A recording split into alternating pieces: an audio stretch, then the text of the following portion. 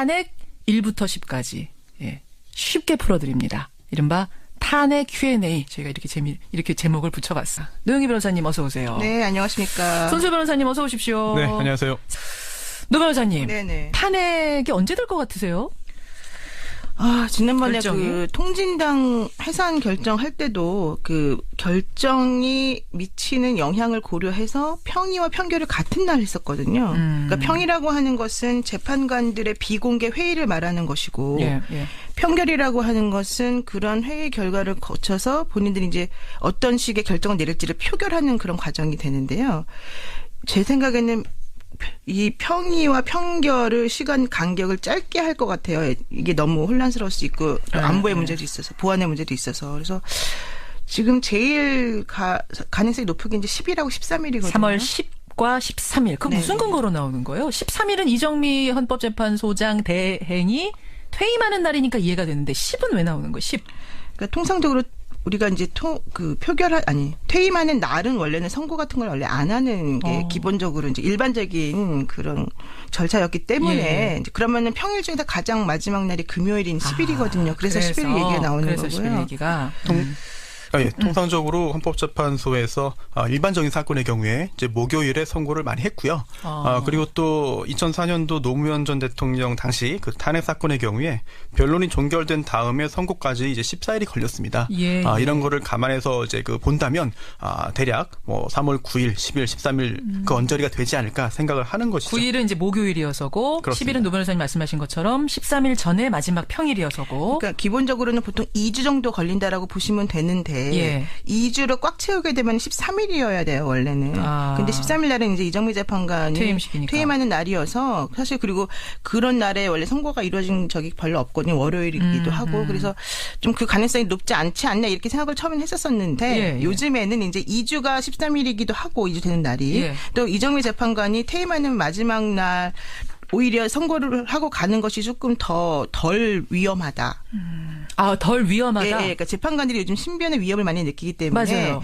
어떠한 식의 결정이 내려지더라도 혹시라도 있을 불상사 이런 것들이 예. 조금 예상이 되거든요. 그래서 이제 가급적이면 그 결과를 조금 맞춰서 발표하려는 그래서 그런 것도 좀 13일 있습니다. 얘기도 13일 오전에 그러면은 예. 하고 오후에 퇴임하고 뭐 예, 뭐 이런 식으로. 그런 것도 가능하겠습니다. 그리고 제가 하나만 더 말씀드리면요. 예. 그 선고 기일을 아직 발표를 하지 않았거든요. 헌재에서는. 근데 보통은 3일 정도 전에 공개할 가능성이 조금 있어요. 이것도 알려주게 돼 있어요, 네, 무조건? 네, 네. 미리 그러니까 알려주도록. 노 전 대통령 탄핵 심판 사건은 2004년 4월 30일 최종 변론한 다음에 5월 14일에 선고가 됐는데 예. 5월 14일에 선고한다는 그 말 자체, 선고 일정 자체를 3일 전인 5월 11일에 공개했거든요.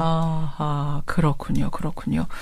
7925님, 노변, 손변 파이팅 하셨는데, 오늘은 변론 대결 아닙니다. 파이팅 이런 문자 안 주셔도 돼요. 질문을 보내주세요. 자, 이 질문부터 한번 그럼 풀어보죠. 변론은 모두 끝났습니다. 최종 변론 모두 끝났습니다. 앞으로 남아있는 절차는 그럼 평의, 평결이라는 게 결정을 말하는 거예요? 선고를 말하는 거예요? 예, 그러니까 선고 아니고 아까 제가 중간에 잠깐 말씀드렸는데 평의는 회의하는 거고 예. 평결은 표결하는 거죠. 투표하는 거고 표결하는 예, 거고 예. 그러면은 결정은 선고라고 하고 네네. 그래요. 손 변호사님 네. 평의는 어떻게 하는 거예요? 평의. 쉽습니다. 회의죠, 회의. 헌법재판관들이 모여서 여러 가지 논의를 하는 것인데요. 예. 이제 이 평이라는 게 좁은 의미도 있고 넓은 의미도 있어요. 그래서 이제 변론이 종결되기 전에도 평의는 계속 이루어졌습니다. 그래요? 네, 즉 헌법재판, 탄핵심판 절차에 대해서 여러 가지 결정한 사안들이 있거나 재판을 진행하는 것에 대해서 논의할 부분이 있기 때문에 예. 헌법재판관들이 계속 모여서 평의를 해왔고요. 해왔어요. 저는 변론 끝날 그 다음 날이 평의 첫날입니다 이랬는데 그게 아니군요. 그렇지 않습니다. 그렇지 않고요. 하지만 이제 변론이 종결되었고 예. 모든 증거 자료가 나온 상태에서 각각의 헌법재판관이 여러 가지 법률적인 논의를 하고 헌법적인 판단을 하기 위한 토론을 하는데요. 이거를 이제 좁은 의미의 평이라고 할 수 있겠고 지금 이루어지고 앞으로 2주로 예상되는 기간 동안 치열한 그런 평의가 이루어진 다음에 예. 결국은 결국은 이제 그 판결이 이루어지고 다음에 선고까지 이루어지죠. 그러니까 평의가 있게 되면은요 주심 재판관이 사건에 대한 검토 내용을 요약해서 발표하는 그런 과정이 필요한데요. 주심 재판관이 그렇게 말하고 나머지 분들은 전부 다 이제 그 비공개로 이루어지기 때문에 재판관들 전원이 모여서 아무도 못 들어오게 하고 보안이 유지된 가운데서 하거든요. 지금 이제 손 변호사님이 평의가 계속 이루어져 왔다라고 얘기하는 것은 이제 공식적으로 이렇게 평의하는 절차 그 자체가 이루어졌다라기보다는 이제 계속해서 사실관계에 대한 파악을 하고 넓은 재판관들끼리 의견을 교환하는 전체적인 과정을 다 이제 이루어졌다라는 말씀하시는 거고 어쨌든 평의에서 주심 재판관이 사건 요약을 정리하면 그때부터는 이제 다른 재판관들이 질문도 하고 사실관계 파악도 다시 하고 이런 과정이 거치는 거죠. 그냥 한마디로 회의네요. 네, 그리고 재판관들 회의. 평의 관련해서 헌법재판소법 규정이 있는데요. 34조에 있습니다. 이제 심판의 변론과 결정의 선고는 공개한다. 그동안도 이제 공개되어 왔죠. 변론이. 그런데 다만 서면 심리 그리고 평의는 공개하지 아니한다라는 규정이 내용은 있습니다. 공개하지 않는다. 평의 과정도요. 그러면 보통은 이제 국회에서 뭐 하든지 다 녹취하잖아요. 다 적잖아요. 이런 거 안 해요? 그렇습니다. 아무것도 안 남깁니까? 이 평의에 대해서는 사실 그 외부인이 들어가서 볼 수도 없고 들을 수도 없는 것이죠. 그래요. 그래서 예전에 그 나가사키 짬뽕으로 유명하셨던 이정열 판사. 네, 그 부장판사님이 한번 이제 징계를 받으신 적이 있어요. 법원에서. 근데 왜 그랬느냐 하면 그때 6개월 정직인가 받으셨었는데 맞아요. 평의 과정을 공개했다라는 것 때문이야. 거기서도 평의가 있어요. 재판관들도 형사 사건이든 민사 사건이든 간에 결정을 내려야 되지 않습니까? 하기 위해서 이제 그 세 분이 모여서 합의를 하시는데 그 과정은 바깥으로 노출되면 절대 안 된다는 건데 그것에 대해서 예전에 이러이러한 식의 일이 있었다라는 식으로 변호인이라고 하는 영화와 관련해서 그런 그 평의 과정을 살짝 흘리셨어요, 그분이. 그래서 6개월 정직을 받으셨고 6개월 판사한테 6개월 정직을 내릴 정도로 그 보안이라는 게 중요하군요. 평의에 대한 보안. 그래서 아무도 들어가지 않고 옷을 벗으셨죠. 그래서 그렇게 된 거군요. 자, 그렇게 평의가 열렸습니다. 그리고 투표를 합니다. 판결을 합니다. 투표는 당일에 합니까? 전날 합니까? 뭐 어떻게 되는 거예요? 그것도 아까 말씀드린 대로 이제 지난번 통진당 때는 같은 날 이렇게 이루어져가지고 투표하고 바로 발표하고. 이번 같은 경우에는 어떻게 될지 모르고요. 그거는 이제 그 재판관들의 나름대로의 사정이나 기준에 따라서 언제 할지는 결정하시는 것 같습니다. 반드시 언제 해야 된다는 그런 그 절대적인 기준이 없기 때문에 규정이 없기 때문에 이번 사안의 특성을 감안해서 아마도 선고 일 당일이나 아니면 적어도 이제 그 직전에 되지 않을까 싶은데요. 그렇죠. 저도 그럴 것 같아요. 그래서 그 기각할지 인용할지 각하할지 각각의 가능성 별로 결정문을 다르게 써놓는다. 이런 게 있는 거예요. 왜냐하면 판결 결과가 어떻게 나올지 모르니까. 최영숙님이 이 질문 주셨습니다. 투표는 무기명입니까? 기명입니까? 다 알게 될 수밖에 없죠. 본인들끼리 이렇게 8분이니까 8분이 앉으셔가지고 제가 알기로는 이렇게 서로 이렇게 거수 비슷하게 하고요. 아니 모를 수도 있어요. 우리 대학 때 미팅 같은 거 3대3으로 해도 종이에다가 적어서 내면 그게 아니라 이제 법이 바뀌어가지고 중간에 본인이 소수 의견인지 다수 의견인지 이거를 쓸 수 있게 되어 있어요. 그 탄핵을 뭐 인용하든 기각하든 간에. 그러니까 종이에 적는 게 아니고 손을 들어서. 그러니까 뭐 종이 8분밖에 안 되기 때문에 굳이 종이에 적을 필요는 없으실 것 같고요. 어쨌든 간에 누가 반대했는지 누가 인용 의견 냈는지 이런 걸 다 알 수 있어요. 결국은 다 알려지는 거 다 공개군요. 공개 투표예요. 평의와 판결이 사실상 한데 진행이 되죠. 마지막 평의에서 판결까지 이루어진다고 봐야죠. 그렇게 되는 거군요. 결국 기명으로 다 알려진답니다. 그러면 정말 신변 보호 철저히 해드려야겠는데 이분들. 그리고 이게 평의와 판결 과정에서의 어떤 신변 보호도 필요하지만 탄핵 선고 후에도 필요합니다. 왜냐하면 이제 헌법재판소법 34조 1항이 예전에는 이제 평의 공개하지 않게 돼 있고요. 그리고 또 탄핵 심판 사건에서 재판관 개개인의 개별적인 의견이나 그 의견의 수들 결정문에 표시할 수 없다라는 것이 2004년도 노무현 전 대통령 탄핵 사건 당시 헌법재판소의 입장이었는데요. 그 후에 헌법재판소 법이 개정되면서 이제는 탄핵에 대해서 찬성하는 입장인지 반대하는 입장인지 인용인지 기각인지에 대해서 각각의 헌법재판관들의 이제 그 입장이 밝혀지게 됩니다. 그렇군요. 법적으로 아예 규정을 해놨군요. 2005년 전에는 그런 규정이 없었는데요. 2005년 헌재법 36조 3항에 의하면 심판에 관여한 재판관은 결정서에 의견을 표시해야 한다라고 되어 있어요. 그러니까 본인이 어떤 의견인지를 정확히 밝히고 그 의견을 낸 이유에 대해서도 명확하게 이유까지 같이 첨부를 해야 됩니다. 그렇게 되는 거군요. 알겠습니다. 자, 이렇게 해서 선고가 이루어집니다. 선고일도 미리 알려줍니다.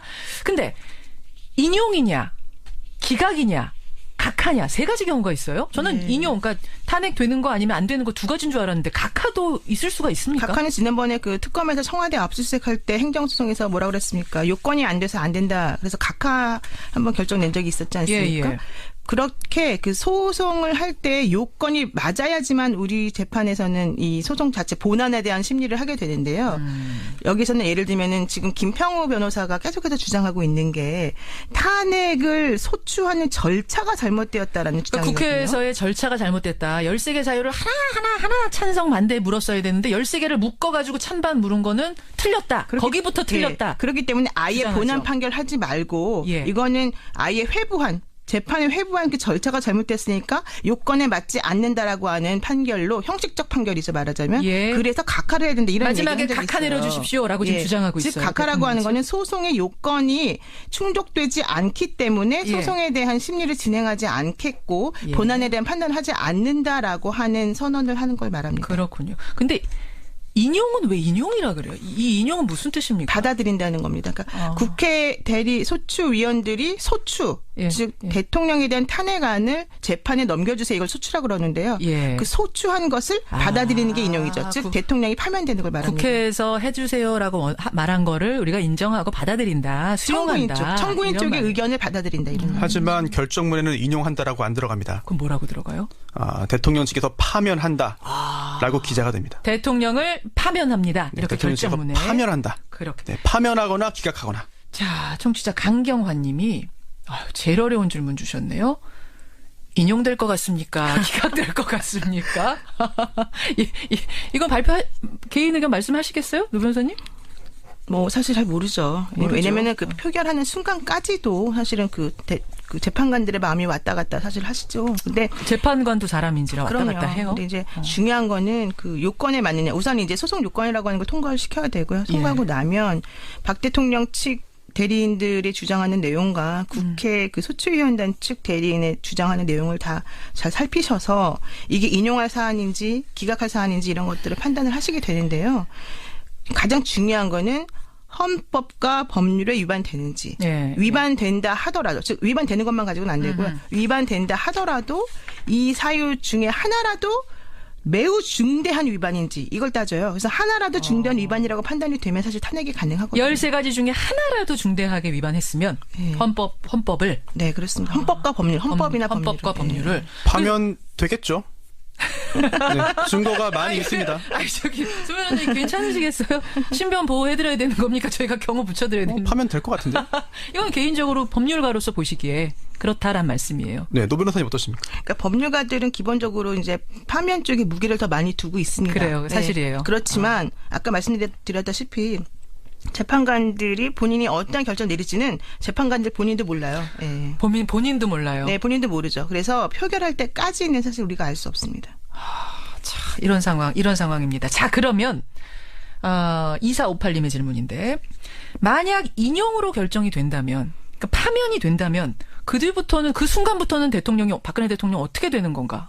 그렇죠. 손 변호사님 어떻게 되는 거예요? 탄핵 소추가 의결되는 순간부터는 대통령의 권한 행사가 정지됐습니다. 바로 그 순간부터입니까? 네, 대통령 권한 행사 정지는 소추 의결서가 전달될 때부터였는데요. 그때 이미 네. 됐죠. 예, 그런데 예. 이거는 대통령 직에서 물러나는 건 아니었잖아요. 그렇죠. 그런데 이번에 탄핵 결정이 선고되고 즉 대통령 측에서 파면되면 그 순간부터 대통령이 아니게 되는 것이죠. 그 순간 그 봉을 두드립니까? 땅땅땅 두드려요? 보통 재판처럼? 글쎄요. 두드리는 거 없는 것 같은데. 그건 저도 헷갈리시죠? 아니요. 제가 재판할 때 봉 두드리는 거 본 적은 없습니다. 보통 재판에서도 안 두드리는 네, 없습니다. 저만 두드리는 거였습니까? 네. 라디오 재판정에서? 그렇군요. 그러면 여하튼 선거가 나는 그 순간부터 대통령이 아닌 게 된다. 그러면 쉬운 말로 방 빼야 되는 거예요. 청와대 나와야 돼요. 그렇습니다. 예. 바로 나와야 되는 게 원래 원칙이겠지만 예. 기본적으로 뭐 본인의 가재도구도 챙겨야 되기 때문에 그런 거는 시간이 좀 걸리겠죠. 그러나 그런 만약에 혹시라도 인용이 되면 그것을 받아들이실지 사실은 조금 모르죠. 뭐. 그 바로 빼야 되는 법은 없는 거고 방을 바로 빼야 그렇죠. 되는 법은 규정이 막 없는 그런 건 없는 거군요. 거죠. 예. 만약에 불복해서 퇴거하지 않는다고 한다면 가정입니다만 그럴 리는 없겠죠. 형법상의 퇴거 불응죄가 성립할 가능성도 있겠죠. 그런 죄도 또 있어요.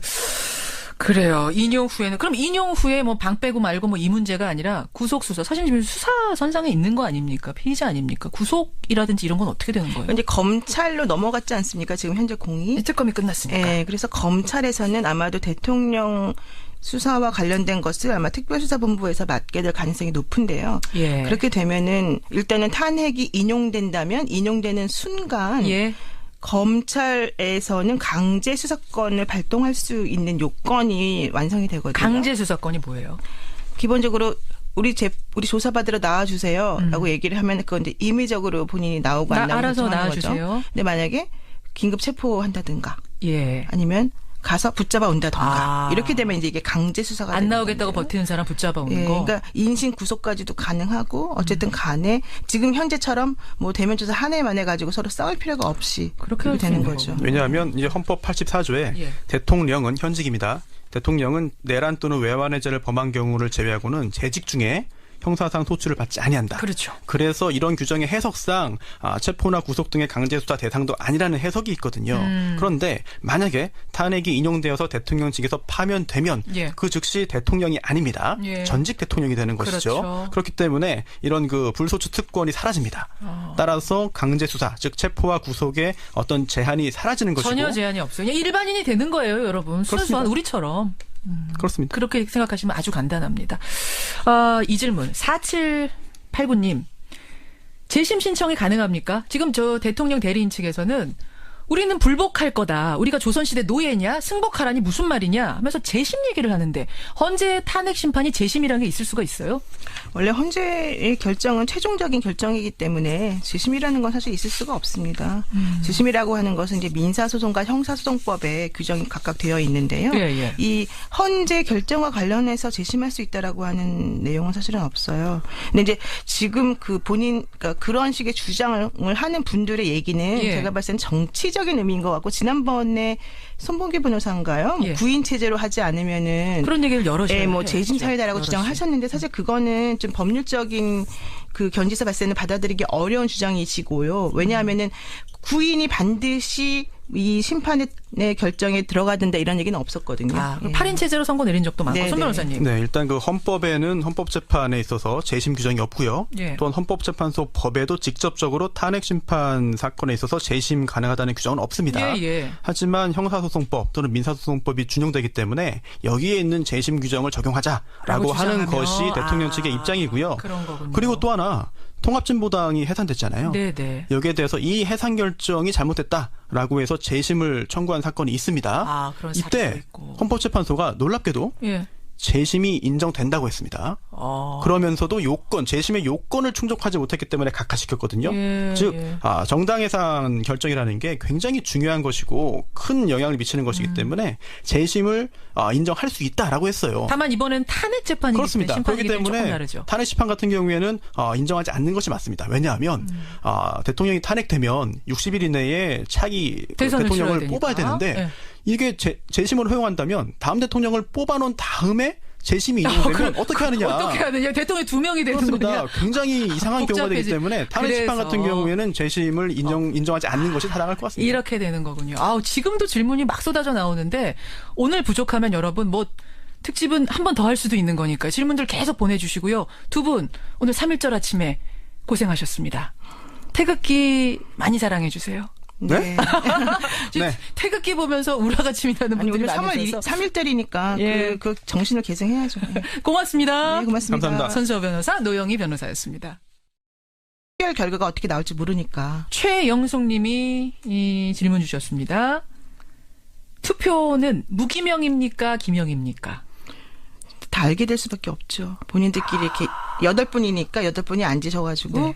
제가 알기로는 이렇게 서로 이렇게 거수 비슷하게 하고요. 아니 모를 수도 있어요. 우리 대학 때 미팅 같은 거 3대3으로 해도 종이에다가 적어서 내면 그게 아니라 이제 법이 바뀌어가지고 중간에 본인이 소수 의견인지 다수 의견인지 이거를 쓸 수 있게 되어 있어요. 예. 그 탄핵을 뭐 인용하든 기각하든 간에. 그러니까 종이에 적는 게 아니고 손을 들어서 그러니까 뭐 종이 8분밖에 안 되기 때문에 굳이 종이에 적을 필요는 없으실 것 같고요. 어쨌든 간에 누가 반대했는지 누가 인용 의견 냈는지 이런 걸 다 알 수 있어요. 예, 결국은 다 알려지는 거 다 네. 공개군요. 공개 네. 투표예요. 평의와 최영숙님. 편결이 사실상 한데 진행이 되죠. 마지막 평의 평의에서 판결까지 이루어진다고 봐야죠. 예. 그렇게 되는 거군요. 결국 기명으로 다 알려진답니다.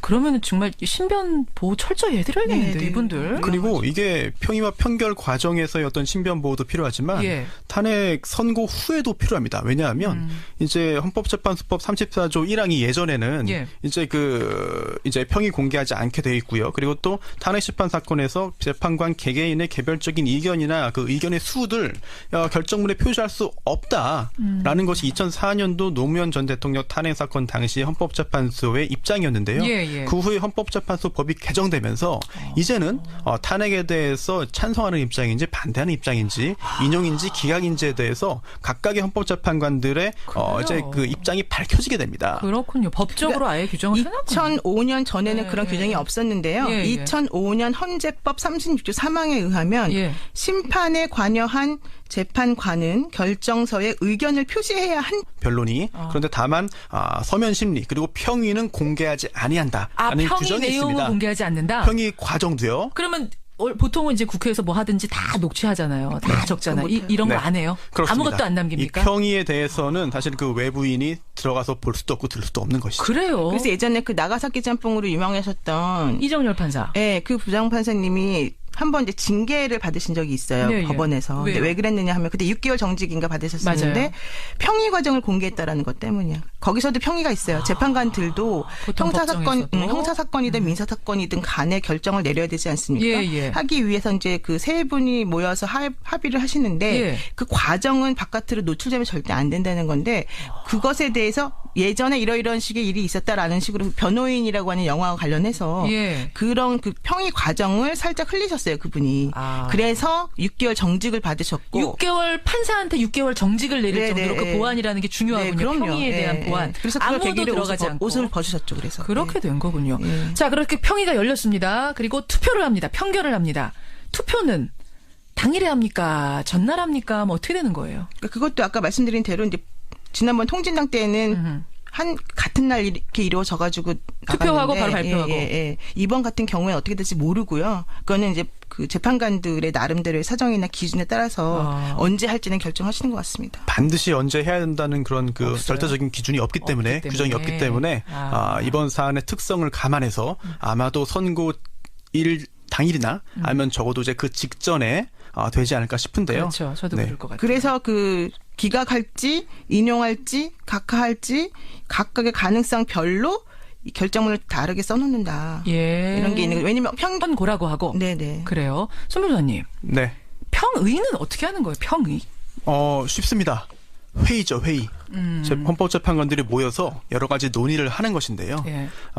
이제 이 평이라는 게 좁은 의미도 있고 넓은 의미도 있어요. 그래서 이제 변론이 종결되기 전에도 평의는 계속 이루어졌습니다. 아, 그래요? 네, 즉 헌법재판, 탄핵심판 절차에 대해서 여러 가지 결정한 사안들이 있거나 재판을 진행하는 것에 대해서 논의할 부분이 있기 때문에 헌법재판관들이 계속 모여서 평의를 해왔고요. 해왔어요. 저는 변론 끝날 그 다음 날이 평의 첫날입니다. 이랬는데 그게 아니군요. 그렇지 않습니다. 그렇지 않고요. 하지만 이제 변론이 종결되었고 모든 증거 자료가 나온 상태에서 각각의 헌법재판관이 여러 가지 법률적인 논의를 하고 헌법적인 판단을 하기 위한 토론을 하는데요. 이거를 이제 좁은 의미의 평이라고 할 수 있겠고 지금 이루어지고 앞으로 2주로 예상되는 기간 동안 치열한 그런 평의가 이루어진 다음에 결국은 이제 그 평결이 이루어지고 다음에 선고까지 이루어지죠. 그러니까 평의가 있게 되면은요 주심 재판관이 사건에 대한 검토 내용을 요약해서 발표하는 그런 과정이 필요한데요. 주심 재판관이 그렇게 말하고 나머지 분들은 전부 다 이제 그 비공개로 이루어지기 때문에 재판관들 전원이 모여서 아무도 못 들어오게 하고 보안이 유지된 가운데서 하거든요.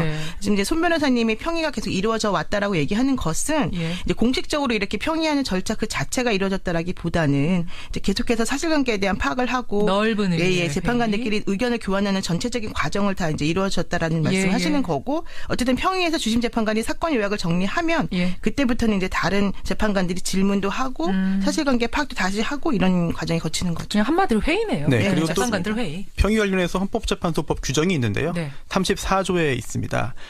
이제 심판의 변론과 결정의 선고는 공개한다. 예. 네, 그동안도 이제 공개되어 왔죠. 13일 전에 마지막 평일이어서고. 그러니까 기본적으로는 보통 2주 정도 걸린다라고 보시면 되는데 예. 2주를 꽉 채우게 되면 13일이어야 돼요, 원래는. 근데 13일 날은 이제 이정미 재판관이 퇴임식이니까. 퇴임하는 날이어서 사실 그리고 그런 날에 원래 선고가 이루어진 적이 별로 없거든요. 월요일이기도 하고. 그래서 좀 그 가능성이 높지 않지 않나 이렇게 생각을 처음엔 했었었는데 예. 요즘에는 이제 2주가 13일이기도 하고 2주 되는 날이 예. 또 이정미 재판관이 퇴임하는 마지막 날 오히려 선고를 하고 가는 것이 조금 덜 위험하다. 덜 위험하다. 예, 그러니까 재판관들이 요즘 신변의 위협을 많이 느끼기 때문에 맞아요. 어떠한 식의 결정이 내려지더라도 혹시라도 있을 불상사 이런 것들이 예. 조금 예상이 되거든요. 그래서 이제 가급적이면 그 결과를 조금 맞춰서 발표하려는 그래서 경우도 좀 13일 있습니다. 얘기도 13일 오전에 그러면은 예. 하고 오후에 퇴임하고 뭐, 예, 뭐 이런 그런 것도 가능하겠습니다. 그리고 제가 하나만 더 말씀드리면요. 예. 그 선고 기일을 아직 발표를 하지 않았거든요. 헌재에서는. 근데 보통은 3일 정도 전에 공개할 가능성이 조금 있어요. 이것도 알려주게 돼 있어요, 네, 무조건. 네, 네. 미리 그러니까 알려주도록. 노 전 대통령 탄핵 심판 사건은 예, 2004년 4월 30일 최종 변론한 다음에 5월 14일에 선고가 됐는데 예. 5월 14일에 선고한다는 그 말 자체, 선고 일정 자체를 3일 전인 5월 11일에 공개했거든요. 그렇군요. 7925님, 노변, 손변 파이팅 하셨는데, 오늘은 변론 대결 아닙니다. 파이팅 이런 문자 안 주셔도 돼요. 질문을 보내주세요. 자, 이 질문부터 한번 그럼 풀어보죠. 변론은 모두 끝났습니다. 최종 변론 모두 끝났습니다. 앞으로 남아있는 절차는 그럼 평결이라는 게 결정을 말하는 거예요? 선고를 말하는 거예요? 예, 그러니까 선고 아니고 아까 제가 중간에 잠깐 말씀드렸는데 평의는 회의하는 거고 예. 평결은 표결하는 거죠. 투표하는 거고 표결하는 예, 거고. 예. 그러면은 결정은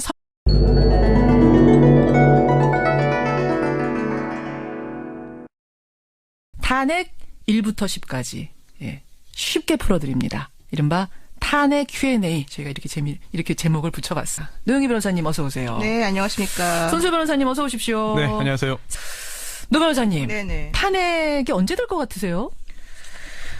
지난번에 결정이? 그 통진당 해산 결정할 때도 그 결정이 미치는 영향을 고려해서 평의와 평결을 같은 날 했었거든요. 그러니까 평의라고 하는 것은 재판관들의 비공개 회의를 말하는 것이고 예. 평결이라고 하는 것은 그런 회의 결과를 거쳐서 본인들이 이제 어떤 식의 결정을 내릴지를 표결하는 그런 과정이 되는데요. 제 생각에는 이 평의와 평결을 시간 간격을 짧게 할 것 같아요. 이게 너무 혼란스러울 수 있고 안보의 문제도 있어서 보안의 문제도 있어서 그래서 지금 제일 가능성이 높은 게 이제 10일하고 13일이거든요. 3월 10과 13일. 그 무슨 근거로 나오는 거예요? 13일은 이정미 헌법재판소장 대행이 퇴임하는 날이니까 이해가 되는데 10은 왜 나오는 거예요? 10. 그러니까 통상적으로 우리가 이제 퇴임하는 날은 원래는 선고 같은 걸 원래 안 하는 게 기본적으로 이제 일반적인 그런 절차였기 때문에 예. 이제 그러면은 평일 중에서 가장 마지막 날이 금요일인 10일이거든요. 그래서 10일 얘기가 나오는 그래서 거고요. 10일 얘기가. 통상적으로 헌법재판소에서 일반적인 사건의 경우에 이제 목요일에 선고를 많이 했고요.